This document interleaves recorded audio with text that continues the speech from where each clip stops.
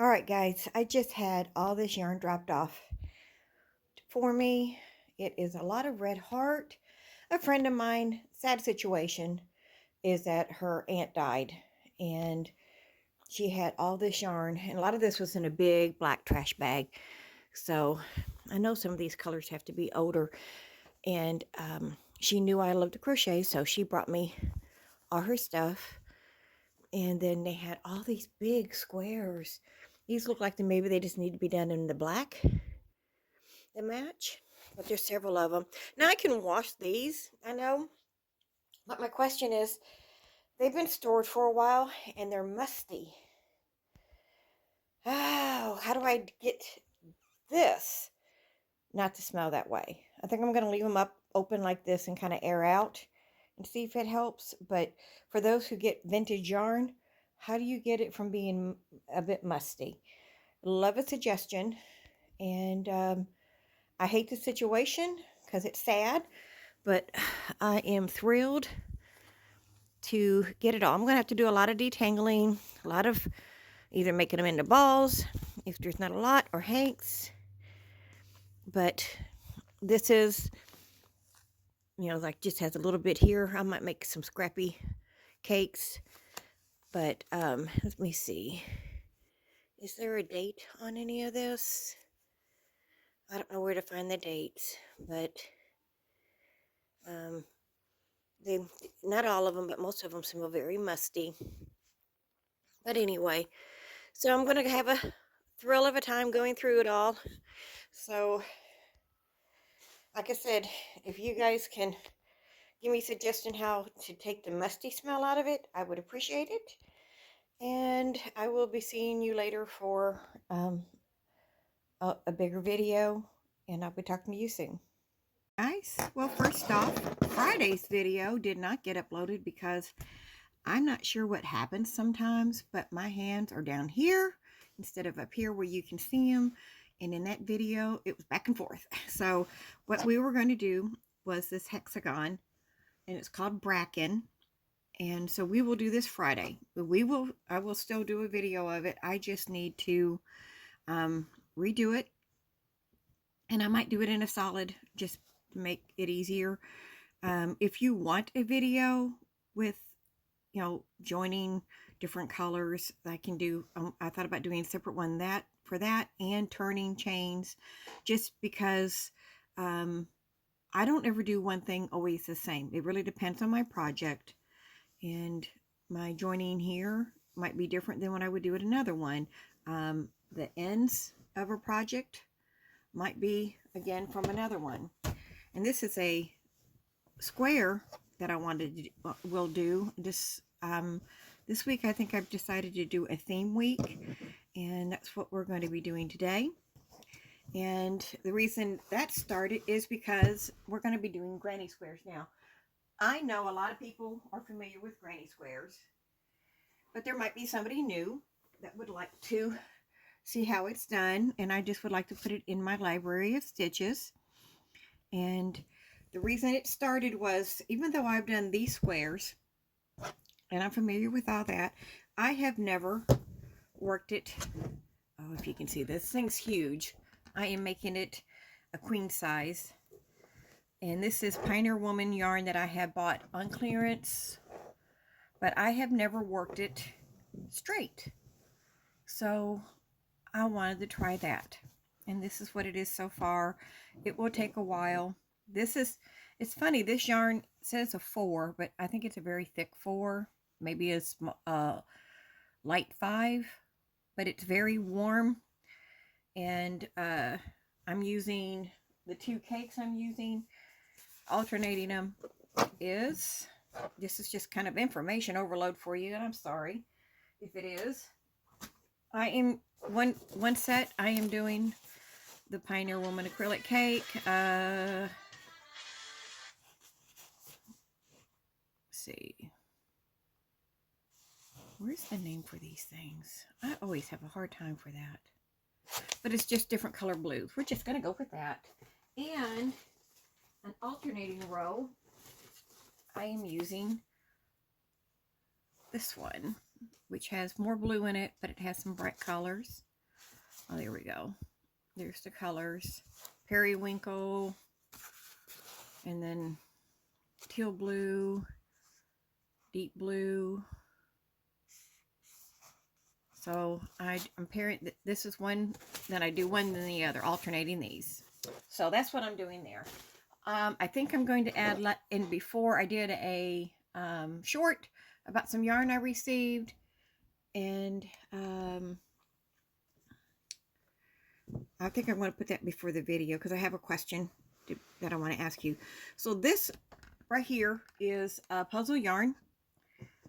It's the gaming name ones, and won the Yarn Addict a while back, and I give him credit for this. Made a blanket using them, and I have an older son. He's not into the crochet things, but he said if it was a soft blanket, and they like playing board games and everything like that, so I thought that might be a fun gift to give him. So that's what we're going to do. We're going to use that yarn to get started on this. Now I went way down. This is done with a 5mm hook. It is a chunky yarn. It says it's a 5 weight, and it calls for a 10. But I wanted it tight. I didn't want it real loose. So I've been playing around with it, trying to figure out what size hook I used, because I normally put a hook with my projects, and I didn't do it this time. My bad. So I thought we would just start this. We just kind of do a basic granny square today. Wednesday we'll do the granny square straight blanket that I'm working on, and on Friday we will do the hexagon granny square, and we'll just do kind of a granny square week this week. So let's get that started here in a little bit. Okay, so I had started it, but I realized I had the wrong size hook that I was using. So where's the name of this? So organized today. Cat's Cradle. And so let's just use that. I can just jabber away here and not really say anything important. So on my granny squares, I am a magic circle person. I'm trying to figure out where to put this. Okay. Because I like the idea I can tighten it a lot. So my magic circle, some people will do it. I saw someone do it the other day. They did this and they wrote it, grabbed it and they brought it through. You can do it that way. Yep, that works. I've never tried it that way, but I just do it. I grab my tail here with my thumb, go over across my fingers, crisscross it, and then put a knot on it, slip knot on it. All right. And it's really easy to do. Again, cross my fingers, take the other one, wrap it under the fingers, make an X on top of my fingers, put my hook in, I grab it, yarn over, and pull through. And that is my magic circle. So, again, whatever way that works for you, then that was wonderful. Now, I tend to like just making my double crochet, or you can chain 3. It does make it just a little bit thicker, but or we can just do the chain 3, which is, I think, more traditional. So 1, 2, 3, and then we're going to put 2 single crochets. Double crochets. We do not use single crochets in this project. All right. So now you can chain 2 for the corner. And we're going to do this 3 more times. So you're going to have 4 of these clusters in this chain.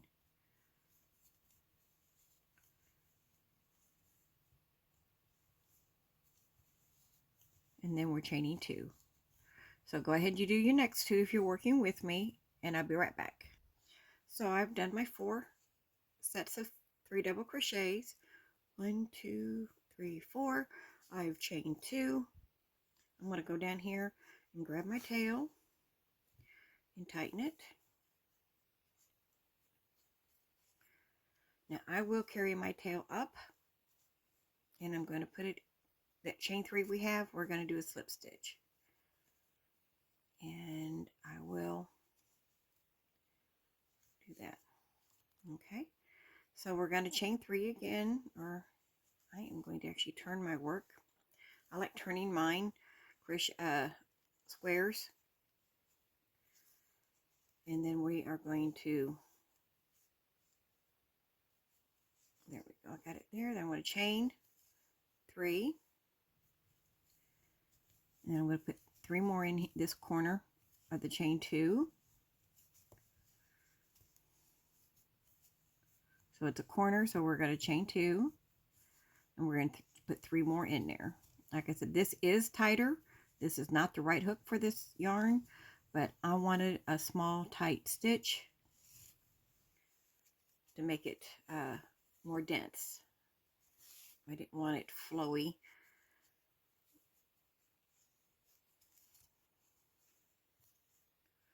Now, you can either chain 1, because this is the side, then go to your next corner, or to make a tighter stitch, no chains in between.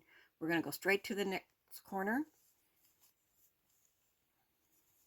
Again, this depends a lot on your project. If you want a more dense one, it's nice not to have that chain 1 because it makes it tighter together, closer together. We chain 2. We are going to put 3. I am only going to do about 3 rows of this, because once you get started, this is all you do. Now I'm not putting a chain in between on the sides, so I'm just going to go straight to the corner, and we're adding the 3. Okay. But on the corners, we are going to do a chain 2 in between our sets of 3s.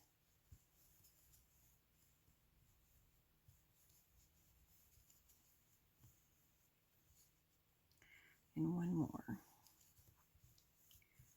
And then we'll jump to our next corner. Now, when we turn here, I'm trying to more or less mental note for myself that you don't have to turn. Maybe I won't turn that one. So you can see what you can do where we chain 2.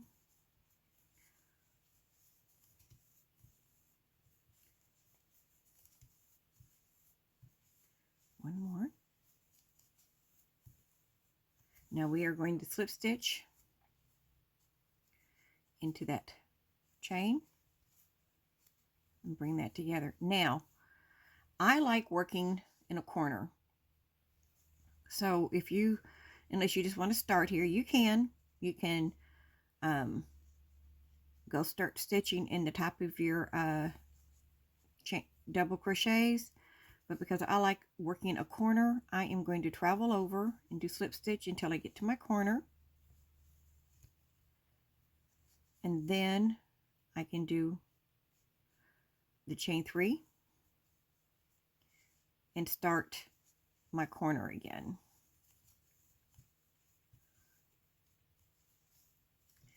I like a corner start. Now, if I turned it, I would have started in a space, if that makes sense.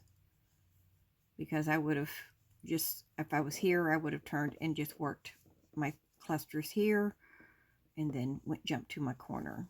But because I went to a corner, I would slip stitch it to where I wanted it. We're going to chain 2, put 2 more in there. Or we'll put a total of 3, 2 more. Well,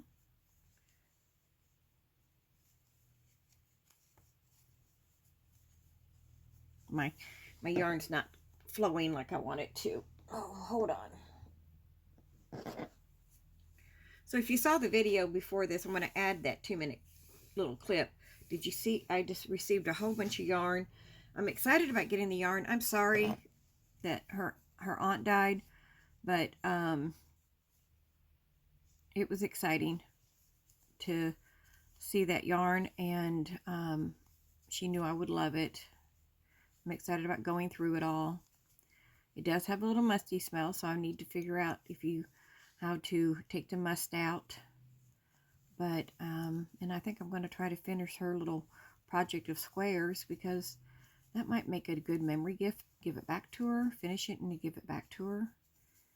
That way she has something from her.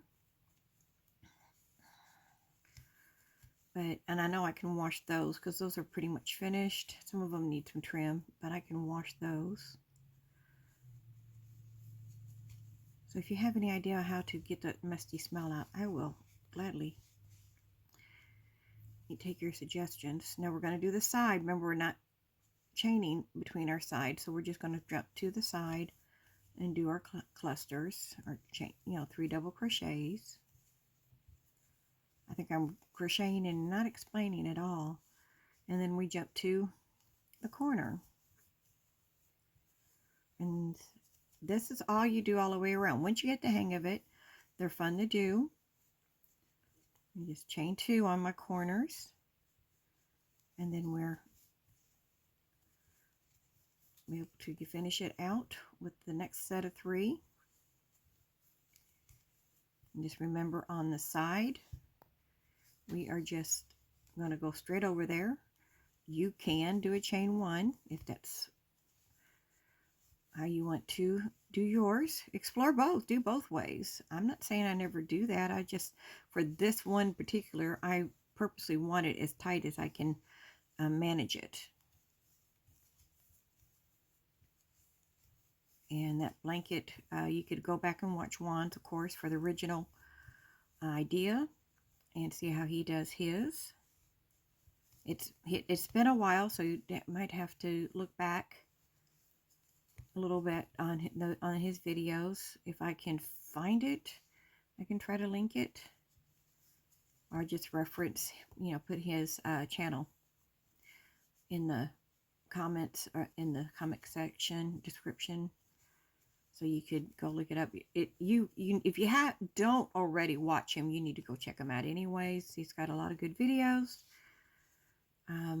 He's one of the lives I watch. I only watch about 3 people on lives. 1 is about what I have time for, so I usually do that. Okay, so here we go. Now we have our square. You can see it taking shape. Now this time I am going to do a slip stitch, and I'm going to turn, and I'm at a side, so I'm going to slip stitch 1 space, and then I'm going to start my clusters, and that's inside. Here we go, like this. And then this side is going to get 2. I know these are showing different ways, but you know what? Everybody likes a different style of crochet. And I don't want to show you just one way, because you might like the other way better. By turning it, it does help the square be square. Sometimes when you just work it in the round, round one direction, it can look a little wonky when you get done. And of course, you can block all these when you're ready, when you're done with them. We're at a corner, but you can see here we have 2 that we need to put a set of 3. And so every row you build up, like we had 1, 2, and of course it builds up to being the size you want. And we're just back at our corner. So that's how I do my granny squares. And there's some alternatives to as far as where you start. You can either start in a corner if that's where you like. You could turn your work if that's something you prefer. I suggest trying both ways. That way you can kind of see which one you like if you're not used to doing them. And now see here, we are going to in between. And we're going to grab that underneath and put our 3 double crochets.